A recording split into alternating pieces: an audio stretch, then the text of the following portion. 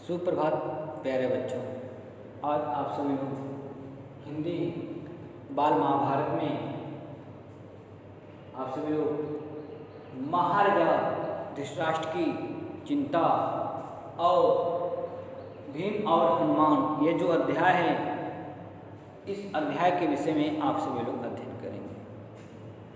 तो दुर्योधन के द्वारा जिस तरह से द्रौपदी का अपमान हुआ, इन सब लक्षणों से महाराजा धृतराष्ट्र ने समझ लिया कि दुर्योधन ने जिस तरह से इनके साथ व्यवहार किया है यह ठीक नहीं हुआ है। उन्होंने इस बात को समझ लिया कि द्रौपदी का अपमान ही कौरवों के विनाश का कारण है। तो उस सभा में उन्होंने परिस्थिति को संभालने के इरादे से द्रौपदी को बड़े प्रेम से अपने पास बुलाया और शांत किया तथा सांत्वना दी।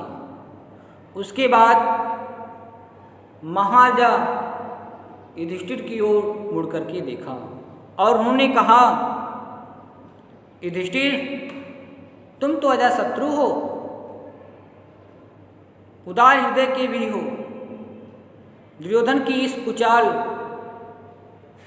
को क्षमा करो और इन सब बातों को मन से निकाल दो। भूल जाओ, अपना राज्य तथा संपत्ति आदि सब ले जाओ और इंद्रप्रस्थ जाकर के सुखपूर्वक रहो। तो महाराजा धृतराष्ट्र की इन मीठी बातों को सुनकर के पांडवों के दिल शांत हो गए और यथोचित अभिवादन आदि के उपरांत महाराजा युधिष्ठिर ने अपने भाइयों मां कुंती और द्रौपदी सहित इंद्रप्रस्थ चले गए। तो इस तरह से पांडवों के विदा हो जाने के बाद कौरवों में बड़ी हलचल मच गई। पांडवों के इस प्रकार अपने पंजे से साफ निकल जाने के कारण कौरव बड़ा क्रोध प्रदर्शन करने लगे और दुशासन तथा शकुनी के उकसाने पर दुर्योधन जो है अपने पिता धृतराष्ट्र के सिर पर सवार हो गए। तो इस तरह से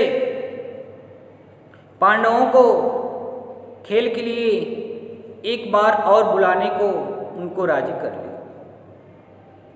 युधिष्ठिर को खेल के लिए बुलाने को फिर दूत भेजा गया। पिछली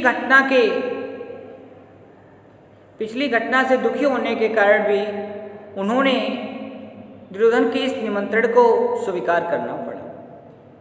युधिष्ठिर हस्तिनापुर लौटे और शकुनी के साथ फिर चौपड़ खेला। इस बार खेल में यह शर्त थी कि हारा हुआ दल अपने भाइयों के साथ 12 वर्ष तक वनवास करेगा तथा उसके उपरांत 1 वर्ष तक अज्ञातवास में रहेगा। यदि इस 1 वर्ष में उनका पता चल जाएगा तो उन सबको 12 वर्ष का वनवास फिर से भोगना पड़ेगा। तो इस तरह से महाराजा युधिष्ठिर उस खेल में हार जाते हैं और शर्त के अनुसार वे अपने भाइयों द्रौपदी को लेकर के वे वन में चले जाते हैं। जब महाराजा युधिष्ठिर अपने भाइयों द्रौपदी को लेकर के वन चले जाते हैं तो इधर महाराजा धृतराष्ट्र की जो चिंता थी वह बढ़ जाती है, क्योंकि महाराजा धृतराष्ट्र जो थे जितना वे अपने पुत्र दुर्योधन से प्रेम करते थे उतना ही प्रेम पांडवों के प्रति भी उनके हृदय में था। भले से ही वह अपने पुत्र के सामने वे मजबूर हो जाते थे, परंतु पांडवों के प्रति भी उनके हृदय में एक अपार स्नेह था। इसलिए वह कभी भी नहीं चाहते थे कि कौरवों और पांडवों के बीच महाभारत हो या किसी भी प्रकार का कोई बैरभाव हो, वह कभी भी नहीं चाहते थे। इसलिए पांडवों को वन चले जाने के बाद महाराजा धृतराष्ट्र की जो चिंता थी वह चिंता स्वाभाविक थी।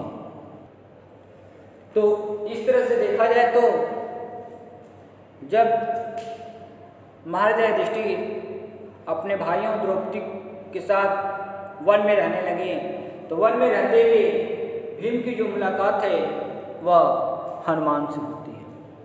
तो एक दिन जो मौसम था वह सुहाना था।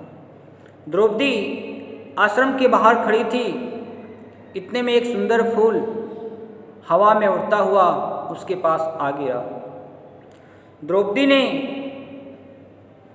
उस फूल को उठा लिया और भीमसेन के पास जाकर बोली, क्या तुम जाकर ऐसे ही कुछ और फूल ला सकोगे? यह कहती हुई द्रौपदी जो है दौड़ी दौड़ी वह महाराजा युधिष्ठिर के पास चली जाती है। तो द्रौपदी की इच्छा को पूरी करने के लिए भीमसेन ने उस फूल की तलाश में निकल पड़े। चलते चलते वह पहाड़ की घाटी में जा पहुँचे जहाँ केले के पेड़ों का एक विशाल बगीचा लगा हुआ था। बगीचे के बीच एक बड़ा भारी बंदर रास्ता रोके लेटा हुआ था। बंदर ने भीम की तरफ देखा, कहा, मैं अस्वस्थ हूँ इसलिए लेटा हूँ, जरा आग लगी थी तो तुमने आकर नींद खराब कर दी, मुझे क्यों जगाया तुमने? तो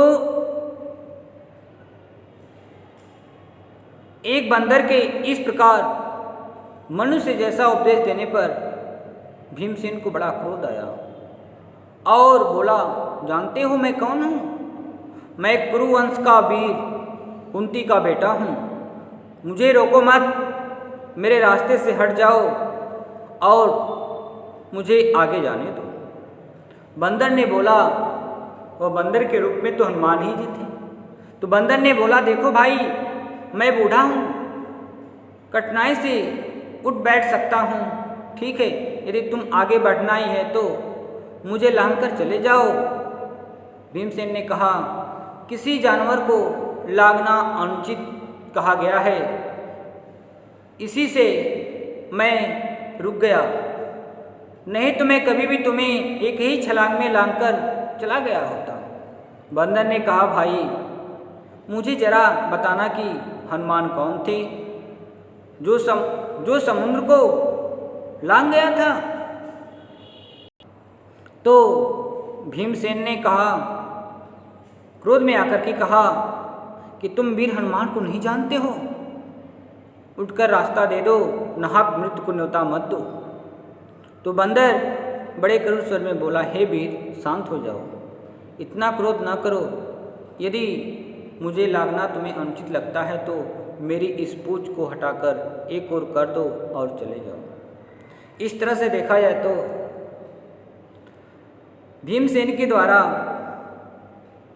बंदर की उस पूंछ अर्थात हनुमान जी की उस पूंछ को जो भीम जी थे वे हिला न सकें, अंत में वे अपने वास्तविक रूप में आते हैं और भीमसेन को हनुमान जी अपने वास्तविक रूप में आकर के उन्होंने अपना दर्शन दिया। इस तरह से देखा जाए तो कि वन में रहते हुए भीम की जो मुलाकात होती है वह हनुमान से होती है। तो ये जो आपका अध्याय था आज ये समाप्त हुआ। इसके साथ साथ प्रश्न नंबर 1 से लेकर के प्रश्न नंबर 9 तक मैं आप लोगों को लिखा चुका हूँ, इसलिए प्रश्न नंबर 10, प्रश्न नंबर 11 और प्रश्न नंबर 12 का मैं आप सभी लोगों को PDF बना करके भेज रहा हूँ। अब आप सभी लोग अपने कॉपी पर ध्यानपूर्वक लिखेंगे। इन्हीं शब्दों के साथ आज का दिन आप सभी लोगों का मंगलमय हो।